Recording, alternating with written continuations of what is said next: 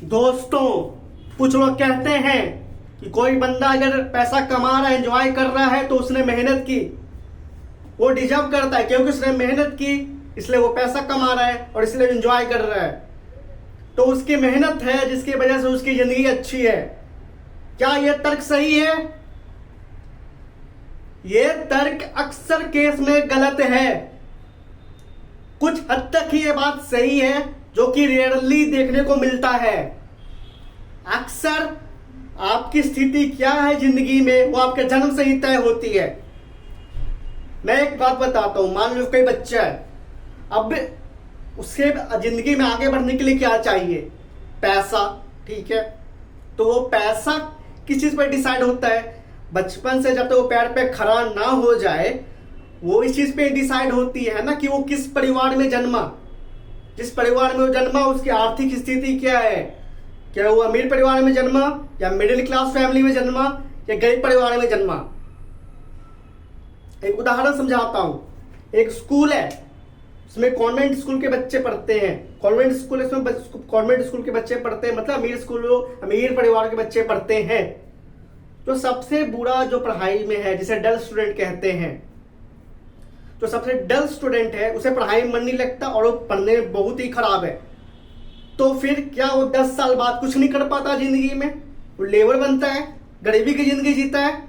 ऐसा नहीं है कि उसे पढ़ाई में मन नहीं लगता तो कोई बात नहीं, उनके पेरेंट्स के पास पैसा है ना, वो दूसरे चीजों में से एक्सपोजर दिलाते हैं। करिकुलम एक्टिविटी, स्पोर्ट्स हो गया, टेबल टेनिस हो गया, बैडमिंटन हो गया, क्रिकेट हो गया, फुटबॉल हो गया। किसी में उसको मन लग गया, किसी में उसने पैशन फाइंड कर लिया, उसमें आगे बढ़ गया। और आज तो भाई इतने सारे फील्ड हैं, लाइक मास मीडिया है, इंटीरियर डिजाइनर है, फैशन डिजाइनिंग है।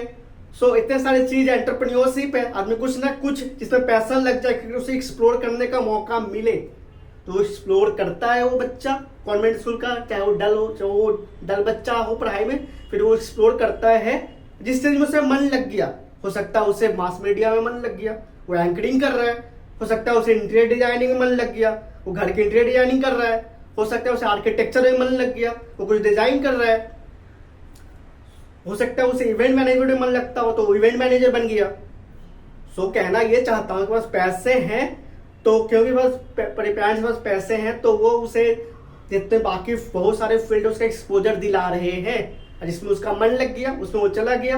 अगर कुछ भी नहीं कर पाया, उसके पेरेंट्स उसे कुछ पैसा दे देंगे, साथ में एक ऐसा शायद दुकान या बिजनेस सेटअप करके दे दें कि जिससे चला के कम से कम वो अपने लाइफ की जो बेसिक नीड है अटेंड तो कर पाए। ये नहीं कि उसे रोड पे भीख मांगना पड़े, फिर लेबर का काम करना पड़ेगा। दूसरी बात, गवर्नमेंट स्कूल्स के बच्चे हैं जहाँ गरीब परिवार के बच्चे पढ़ते हैं, वो एक जो बच्चा है जो वही पढ़ने में बिल्कुल डल है, उसे पढ़ने में मन नहीं लगता, बिल्कुल पढ़ने में बिल्कुल खराब है, ऊपर से बहुत गरीब भी है। कुछ लोग बोलते हैं इस तरह को कि भाई जो पढ़ने वाला होगा भले ही गरीब होगा, वो पढ़ लेगा कैसे भी। तो ऐसे ऐसे देखे गए हैं कि भाई जो पढ़ने वाले होते हैं गरीब परिवार में, वो दिन को काम करते हैं, चाइल्ड लेबर के काम करते हैं, उस पैसों से वो ट्यूशन फीस करते हैं और वो पढ़ाई करके जॉब पाते हैं और अपने जिंदगी के इकोनॉमिकल स्टेटस को अपलिफ्ट कर पाते हैं। ठीक है, आपके भी बात बिल्कुल सही है, लेकिन आप खुद बोल रहे हो कि वो बच्चा का एक जिज्ञासा था, उसमें वो जिज्ञासा था, उसमें वो अद्भुत एनर्जी थी कि नहीं मुझे पढ़ना है करना है। दूसरे वो चाइल्ड लेबर किया, जो भी किया इसलिए किया ताकि वो चाहता था कि मैं चाइल्ड लेबर करना पड़े तो करना पड़े, रात को मुझे 7 घंटा ना सोना पड़े, तो उसके बजाय मेरे को 3 ही घंटा मैं सो पाऊँ, लेकिन उससे वक्त निकाल के रात को पढ़ूँ और दिन को मैं काम करूँ, खटूँ, उससे पैसा कमाऊँ जिससे मैं किताब खरीदूँ या फिर अपना ट्यूशन फी में फेच कर पाऊँ। तो क्योंकि उसमें जिज्ञासा, इसलिए एनर्जी है कि वो चीज़ करना, उसमें मन लगता है पढ़ाई में, वो आगे बढ़ना चाहता है पढ़ाई के जरिए, इसलिए वो कर पा रहा है। अब वो जो डल स्टूडेंट है, जो गरीब परिवार में है, तो पढ़ने में बिल्कुल बुरा है, आप चाहते हो कि वो इसलिए चाइल्ड लेबर करे दिन में, इसलिए दिन में खटे और रात को भाई एवरेज आदमी 6 से 7 घंटा सोता है, तो वो इसलिए 3 ही घंटा सोए और 4 घंटा वो अपने नींद की काटे और दिन में चाइल्ड लेबर करे, इसलिए ताकि वो पढ़ाई करे जिस चीज में उसे मन ही नहीं लगता। उसके लिए पैसन नहीं होता क्या कि भाई वो पैसन ढूंढने किसी से मन लगता? उस कॉन्वेंट स्कूल में जो डल बच्चे हैं उनके लिए वो पैसन हो गया। तो पैसन ढूंढने के लिए भाई पैसा चाहिए, आपको एक्सपोजर चाहिए, तरह तरह की चीजें जो दुनिया में हो रही है जिसमें आप कैरियर बना सकते हो, तो उसके लिए पैसा चाहिए। और पढ़ाई में तो पैसे तो बाकी फील्ड के तुलना में कम लगते एक्सपोजर पाने के लिए। स्पोर्ट्स में जो किटी 1 लाख की होती है। तो गरीब जो परिवार में जो बच्चा जो पढ़ने में बहुत खराब है और ऊपर से गरीब भी है, इसलिए एक्सपोजर नहीं मिल पाती। तो 10 साल बाद जब वो बड़ा हो जाएगा तो वो गरीब ही रहेगा। अगर उसके पिता लेबर कर रहे, अगर अभी फिलहाल वो उसके पिता जो है लेबर का काम करे, 10 साल बाद वो जब बड़ा हो जाएगा तब भी वो शायद गरीब ही रहेगा और लेबर का काम ही करेगा। तो अगर कोई बच्चा है तो 2 चीज ही तय करती है उसकी जिंदगी। एक तो किस परिवार में जन्म लिया, दूसरा है एक्सपोजर माहौल। ठीक है, मैं एग्जांपल देता हूँ बिहार का। ठीक है, वहाँ कंपनी फैक्ट्री इंडस्ट्री है नहीं, और कुछ लोग जो फैक्ट्री इंडस्ट्री में काम भी करते हैं, प्राइवेट कंपनी में काम करते दूसरे स्टेट में, तो वहाँ लोग वैल्यू उतना नहीं देते। पता नहीं कि वहाँ लोगों की मेंटेलिटी हमारे स्टेट में क्या है। वो जो प्राइवेट जॉब में उतना वैल्यू नहीं देते। उनको लगता है कि भाई गवर्नमेंट मतलब कि भाई गवर्नमेंट सिक्योरिटी ये है तो बहुत ही वो इज्जत देंगे जो कि अगर आम गवर्नमेंट जॉब पाया, जो चपरासी की नौकरी पाया, लेकिन गवर्नमेंट उसको इज्जत देंगे क्योंकि वहाँ फैक्ट्री इंडस्ट्री है ही नहीं। तो उनको वो बेसिक नॉलेज ही नहीं है कि भाई कंपनी फैक्ट्री का होना बहुत ही जरूरी है। कंपनी फैक्ट्री रहेगी तभी तो पैसे आएंगे स्टेट में, तभी तो गवर्नमेंट डेवलपमेंट करेगी और गवर्नमेंट एम्प्लॉय को भाई सैलरी भी दे पाएगी। उन्हें इन चीज से लेना ही देना नहीं है। उन्हें बस ये चाहिए कि हाँ भाई गवर्नमेंट जॉब ही सब कुछ है और प्रेशराइज करते हैं, ये है वो है। वहाँ क्योंकि कंपनी फैक्ट्री दिखती भी नहीं है, वहाँ है भी नहीं। तो कंपनी फैक्ट्री वहाँ नहीं है, इसलिए वो ऐसा माहौल बन गया कि वहाँ गवर्नमेंट जॉब पे ही सब जोड़ देते हैं। और जो बच्चे जो गाँव में अक्सर उनके लिए बस 3 ही चीज होता है। तो भाई पढ़ाई करके चाहे तो कोई जनरल कॉम्पिटिशन क्रैक करके गवर्नमेंट जॉब पा लो, फिर इंजीनियरिंग कर लो कि भाई कहीं दूसरे सेक्टर में जाके बाहर जाके खट लोगे, डॉक्टरी कर लो। उनसे पूछोगे इंटीरियर डिजाइनिंग क्या होता है, इफ यू आस्क देम कि भाई आर्किटेक्चर क्या होता है, एंकरिंग करना क्या होता है, इवेंट मैनेजमेंट क्या होता है, तो उनको पता ही नहीं। क्योंकि भाई उस गांव में उस तरीके की एक्सपोजर माहौल ही नहीं आई है कि लोगों को पता है। और उनके बच्चे जो इनको भाई उसमें अपने कैरियर में अपने फील्ड में अपना कैरियर बनाना है, उन्हें इसका एक्सपोजर है कि ऐसे ऐसे चीजें भी एग्जिस्ट करती हैं और उसमें वो एक्सप्लोर करके अपना पैशन फाइंड कर सकते हैं किसी चीज में जिसमें वो मन लगता हो। तो इस चीज का पता ही नहीं है। तो कहीं ना कहीं गांव में वो कोई बंदा जन्म लिया हो जो एक्सपोजर नहीं है, माहौल नहीं, क्या क्या चीजें हैं दुनिया में आज के इस ग्लोबलाइज्ड वर्ल्ड में, तो उसे उसी का एक्सपोजर नहीं है, तो वो उस चीज में माहौल नहीं है, पैसा नहीं है, उतने सब कुछ है, तो वो पीछे रह जाता है। वही आप बड़े शहरों में मुंबई या दिल्ली में कोई बच्चा है, उसके माता पिता उसे अच्छे स्कूल में तो पढ़ाते ही, जाहिर सी बात है करिकुलम एक्टिविटी होती है, रोबोटिक्स क्लासेज होती है, यहाँ तक सिंगिंग क्लास, म्यूजिक क्लास सब में भेजते हैं, डांसिंग क्लास में। जिस चीज में बंदा का मन लग गया उसमें वो करियर परस्यू करता है। यहाँ तक ग्रेजुएशन में करते हैं, तो ग्रेजुएशन के बाद भी किसी को बहुत सारी चीज पता चलते हैं, तो किसी को इवेंट मैनेजमेंट में मन लगता है तो वो ग्रेजुएशन के बाद भी जो पोस्ट ग्रेजुएशन करते हैं वो चेंज कर देते हैं अपनी स्ट्रीम, क्योंकि उन्हें लगता है कि नहीं उसके लिए अच्छे हैं, क्योंकि उनको ऐसा एक्सपोजर मिल रहा है। गाँव के लोगों को एक्सपोजर नहीं मिल रहा, तो माहौल की कमी है ना। गाँव में ऐसा माहौल है इसलिए उसको पता नहीं है, ना पैसे भी नहीं होते तो एक्सपोजर नहीं मिल पाया तो आगे नहीं बढ़ पाया। वही मुंबई में जो लड़का है लड़की जो ऐसा एक्सपोजर मिला, उसके पास पैसे सब कुछ है, तो वो कुछ ऐसा कर गया, इवेंट मैनेजर बन गया जिससे कि वो कैरियर में इस पैदान पे हो गया कि वो अच्छा लाइफ जी पा रहा है। आप कहोगे भाई उसने मेहनत किया, अरे मेहनत तो किया, लेकिन कहीं ना कहीं वो ऐसे परिवार में जन्मा की ना जिसके पास इतना पैसा था कि वो एक्सपोजर दिला सके। और दूसरी बात ऐसे माहौल में भी पला बड़ा कि जहां लोगों को मुंबई दिल्ली में पता है कि एंटरप्रेन्योरशिप क्या होती है, एंटरप्रेन्योरियल थिंग्स क्या होते हैं, और इंटीरियर डिजाइनिंग्स क्या होती है, आर्किटेक्चर क्या होता है, ये सब जानते हैं लोग वहाँ। एक्सपोजर है। इवेंट मैनेजमेंट क्या होता है, मास मीडिया क्या होता है, उसमें कैरियर कैसे बनाना है, कौन कौन से तरह के डोमेन्स हैं। पर्टिकुलर किसी कंपनी में बहुत सारे तरह के डोमेन्स होते हैं, मैनेजमेंट का होता है, टेक्निकल होता है, एचआर के होते हैं। तो आपको जब एक्सपोजर मिलता है कि इतनी सारी चीज़ें हैं, तब आप ना उस चीज़ को एक्सप्लोर करते हो, अपना पैशन फाइंड करते हो, इंटरेस्ट फाइंड करते हो, जिसमें आपका इंटरेस्ट है उसे आप परस्यू करते हो। सो ये कह देना कि लोग मेहनत कर रहे हैं कोई इसलिए आगे बढ़ गए, ऐसा नहीं है। क्योंकि वो उन्होंने ऐसा परिवार में जन्म लिया, इनके पास इतना पैसा था कि वो उसे एक्सपोजर दिला पाए सब फील्ड में जिसमें कि उसे इंटरेस्ट है। दूसरी बात माहौल, वैसा परिवार में जन्म लिया, दिल्ली मुंबई में जन्म लिया, बड़े शहरों में जन्म लिया, जहाँ उसे ग्लोबलाइजेशन सब कुछ एक्सपोजर था, दुनिया में क्या क्या हो रही, क्या क्या फील्ड में कैरियर बना सकते हैं, क्या क्या है क्या क्या नहीं। वहीं एक छोटे से गांव में अगर मैं गया, मैं रह रहा हूँ, वहाँ मेरे गांव में जाके पूछो, जिसका नाम शंकर खापे है, शंकर खापे, वहाँ जाके लोगों से पूछो कि इंटीरियर डिजाइनिंग करेगा बाबू, तो उन्हें समझ ही में नहीं आएगा, कभी नाम ही नहीं सुने होंगे, उन्हें बस खाने के लाले पड़े हैं। उन्हें डॉक्टर इंजीनियरिंग, वो भी किसी से सुने होंगे तो शायद बोल देंगे हाँ डॉक्टर इंजीनियरिंग कुछ होता है। तो भाई सब कुछ जो है ना कहीं किस्मत से ही तय है। और दूसरी बात सब जो कि बहुत ही इंपॉर्टेंट है कि ये दुनिया जो है this world is being run by the concept of money. मतलब ये दुनिया को जो अगर हम रन कर रहे हैं तो इसे डायरेक्टली या indirectly using the concept of money ही कर रहे हैं। पैसों के द्वारा इनडायरेक्टली इस दुनिया को रन कर रहे हैं और शासन भी कर रहे हैं पूरी दुनिया पे।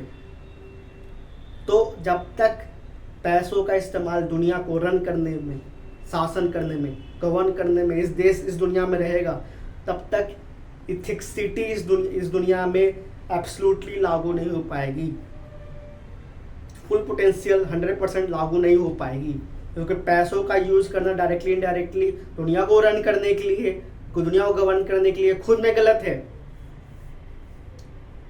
और एक सबसे बड़ी गलत बात तो ये है कि आप पैसों को तो यूज कर रहे हो, उससे ज्यादा गलत बात ये है कि आपने एक लॉ रख रखी है, पूरी दुनिया में है, ये हर एक देश में है, law of hierarchy of the property.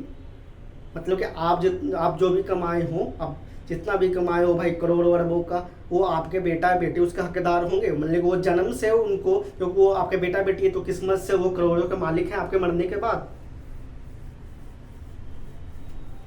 अगर आप एक इंसान को कहो कि भाई तू बिजनेस कर कमा, और उस इंसान को मान लो कि बंगला चाहिए, 2 लग्जरियस कार चाहिए, ऐश वाली ज़िंदगी चाहिए, एग्जॉटिक फूड चाहिए, ये सब चाहिए, उसे मान लो उसका खर्चा 100 करोड़ है और 100 करोड़ उसने कमा लिए, ठीक है, तो फिर भी वो आगे किस लिए कमाता है? 100 करोड़ कमा लिए, फिर भी उसका जो गोल होता है 500 करोड़ कमाए, इसलिए कि बाकी 400 करोड़ वो इसलिए बना पाएगा उसके बेटे बेटी जो है सो एंजॉय करें, उनको स्ट्रगल ना करना पड़े।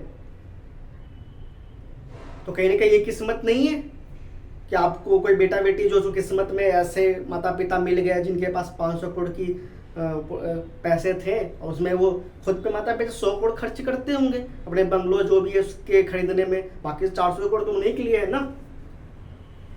अगर आप इस law of hierarchy of property को हटा दें तो देखिए दुनिया में कितना बदलाव आ जाएगा इस एकमात्र पॉलिसी, इस एकमात्र लॉ के कारण। होगा ये कि अब मान लो मैंने 100 करोड़ बना लिए, मुझे बंगला चाहिए था 10 करोड़ का, 5-5 करोड़ के मुझे कार्स चाहिए थे, मुझे एक्जॉटिक फूड का शौक था, मैंने जितने भी लग्जरियस जो चीज़ें बन गई है उसका शौक था, मेरे को पूरा करना था। फिर मैंने उसे 70 करोड़ चाहिए था मेरे को पूरा करने के लिए, मैंने कमा लिए, यहाँ तक चलो मैंने 30 करोड़ फालतू भी कमा लिए तो 100 करोड़ हो गए। अब उसके बाद मुझे पता है कि मैं जितना भी एक्स्ट्रा पैसा कमाऊंगा, क्योंकि वो लॉ ऑफ हायरार्की हट गई है, तो पैसे है वो देश में जाएगा, उसे गवर्नमेंट एक्वायर कर लेगी, तो आप कमाओगे नहीं उसके बाद। आप में कहीं ना कहीं सेल्फिशनेस है, आप कहीं ना कहीं खुदगर्ज हो, सेल्फिश है आप लोग सेल्फिश वैसे सोचते हो कि चलो 100 करोड़ तो कमा लिया, इसके बाद मैं कमाऊंगा, अपने बेटों बेटी के लिए कमा रहा हूँ, वो आराम से करेंगे, जिंदगी जिएंगे। अगर ये लॉ ऑफ हायरार्की हट जाती है, फिर आप सोचोगे कि भाई 100 करोड़ कमा लिया, मैं उसके आगे क्यों कमाऊं, देश सेवा के लिए थोड़ी कमाऊंगा, मैं तो देश में जाएगा, तो सब उतना ही कमाएंगे जितनी उनकी ज़रूरत है, तो जितनी उनको अपनी लाइफ में ज़रूरत है कि लग्जरियस लाइफ जीने के लिए। एक बिजनेसमैन भी कितना ही बड़ा हो जाए वो कमाएगा, लेकिन उसे जितने भी नीड चाहिए वो कमा लेगा उतना, उसके बाद वो कमाना छोड़ देगा, उसका वो सोचेगा कोई सेंस नहीं है, उसके बाद वो इतना मेहनत करेगा, ये करेगा वो करेगा, किसके लिए? देश की भलाई, दुनिया की भलाई के लिए, देश के लिए भलाई के लिए नहीं। तो पता है उसके बाद क्योंकि वो लॉ ऑफ हायरार्की हट गई तो उसको बेटा बेटी को तो होगा नहीं, अब तो सरकार उसकी जो भी उसने खर्चे किए अपने जीते जी उतना वो खर्च हो गया, बाकी जितने बचे उसे सरकार एक्वायर कर लेगी, गवर्नमेंट एक्वायर कर लेगी और देश के भलाई के लिए इस्तेमाल करेगी। तो फिर वो जो बंदा है लॉ ऑफ हायरार्की हटने के बाद, कोई बंदा जो मेरे बंदा उतना ही खर्चा करेगा जितना कि उसकी नीड्स हैं, लग्जरियस नीड, उसके बाद वो कमाना नहीं चाहेगा वो। तो कहीं ना कहीं अगर ये लॉ हट जाती है तो फिर जो लोगों का मानसिकता है कि हम ज़्यादा से ज़्यादा कमाए अपने बेटे बेटों के लिए, वो हटेगी। वो उतना ही कमाएंगे कि भाई जितना जितना उनकी लग्जरियस नीड हो, और वो तो पैसा जो है पूरा वर्ल्ड का वो कहीं ना कहीं डिस्ट्रीब्यूट होगा लोगों के पास। अब आज ये है कि कुछ लोगों के पास जो कि 5% या 10% है, उनके पास इतना है, मुश्किल से 5% होंगे जिनके पास जो अरबपति बिलियनियर्स कहलाते होंगे। कुछ लोग मिडिल क्लास के होंगे 30% 40%, और 40% गरीब होंगे, ठीक है, पुअर क्लास में होंगे। तो अगर जो अमीरों का है इनको रहेगा कि अगर सच में वो दुनिया का भलाई चाहते हैं, वो चाहते हैं कि वो उनका जो स्किल्स है बिजनेस का जो भी है उसका यूज करे दुनिया के भलाई में, तो वैसा कोई मानसिकता का बंदा होगा तो वही वो एक बंदा जो है ना 100 करोड़ हो जाने के बाद भी, जो कि उसके पूरे लाइफ के लग्जरियस नीड के लिए काफ़ी है, उसके बाद वो कमाएगा ताकि बाकी पैसा देश में जाए और डेवलपमेंट हो। तो एक खुदगर्ज बिजनेसमैन होगा वो तो यही सोचेगा ना, अब मैं देश के लिए क्यों कमाऊँ, मेरे के लिए इतना काफ़ी था, मैंने लग्जरियस लाइफ जितना जीना है उतना मैं खर्च कर रहा हूँ, आराम से कमा रहा हूँ। 100 करोड़ में तो भाई 70 करोड़ में हो जाएगा, 100 करोड़ तो बहुत मैंने कमा लिए, बाकी पैसा देश के लिए जाएगा। तो वो खुदगर्ज बंदा जो है वो आगे नहीं कमाना चाहेगा, क्यों? क्योंकि बाकी पैसा देश की भलाई के लिए जाएगा, उसके अपने बेटे और बेटी के लिए भलाई में नहीं जाएगा। डायरेक्टली तो जाएगा, देश का भलाई होगा तो उनको, क्योंकि उनके बेटा बेटी भी सिटीजन है उस कंट्री के, इस वर्ल्ड के कहीं ना कहीं ह्यूमन है, तो इनडायरेक्टली उनको भलाई होगा। लेकिन इक्वलिटी सबके लिए इक्वली होगा, जितने भी पॉपुलेशन है वो चाहे नहीं स्पेशली मेरे बेटा या बेटी को प्रॉपर्टी मिल जाए, उन्हें वो प्रिविलेज मिल जाए बाकी सबके तुलना जो बाकी जो लोग हैं उनके तुलना में, जो कि गरीब हैं या मिडिल क्लास हैं। तो फिर यही कॉन्सेप्ट उनके साथ रहेगा कि यार नहीं, मैं दुनिया को भलाई करने के लिए नहीं दूंगा, हाँ मैं अपने बेटों को प्रिविलेज करने के लिए पैसा कमा लूंगा, लेकिन ऐसे नहीं दूंगा। अगर ये लॉ हट गई तो ठीक है, मैं इसके आगे कमाऊंगा ही नहीं। तो ये दुनिया की खुदगर्जी है, इसे हटाना होगा। इस दुनिया को using the concept of money आप रन या गवर्न नहीं कर सकते। आप सोच रहे हो ना कि भाई ये क्या बात है, तो मनी तो भाई इसलिए यूज ही हुआ था क्योंकि यही एक सॉल्यूशन था। जिस टाइम ये स्टार्ट हुआ था उस टाइम वो उस समय की वो डिमांड होगी कि भाई मनी बनाना है, क्योंकि चावल और दाल, भाई दाल जाहिर सी बात है, आप एक क्वांटिटी ऑफ राइस लेते हो और दाल लेते हो तो राइस की प्राइस ज़्यादा है, इसलिए इन एक्सचेंज ऑफ डैट पहले क्या क्वांटिटी एक चीज़ जब आप एक्सचेंज करते थे तो समझ में आता था कि भाई दाल को तो बहुत ही पैसे लगते हैं, बहुत मेहनत लगता है असल में दाल की खेती में इन कंपेरिजन टू चावल उतने क्वांटिटी में उगाने के लिए। तो आपने एक कॉन्सेप्ट ऑफ मनी बनाया। अब उस कॉन्सेप्ट ऑफ मनी को आप हर एक चीज़ में ही आप जोड़ दोगे कि भाई उसी से पूरी दुनिया चलेगी, हर एक चीज़ उसी से चलेगी, उसी चीज़ से गवर्न होगी। मान लो एक समाज सेवा व्यक्ति है, वो चाहता है कि मैं 100 गाँवों में तेजी से तेजी, वो पूरी दुनिया में वो चाहता है कि वो है ना भलाई करे, ठीक है, वो जो अनप्रिविलेज स्टूडेंट्स हैं गाँव में उनको जाकर पढ़ाए, उन्हें दिशा दिखाए, उन्हें उस हद तक बनाए कि उसका खुद वो समझ सके चीज़ों को और आगे बढ़ सके। तो वो एक गांव में गए एक दिन में, ठीक है, अब उसे दूसरे गांव में जाना है तो जाहिर सी बात है उसके लिए वो बाइक चाहिए, कुछ भी चाहिए होगा, उसके लिए तो पैसे चाहिए होंगे।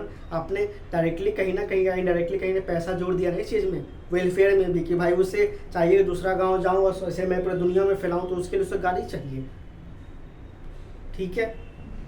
तो उसे भलाई करने के लिए पैसे की ज़रूरत होगी।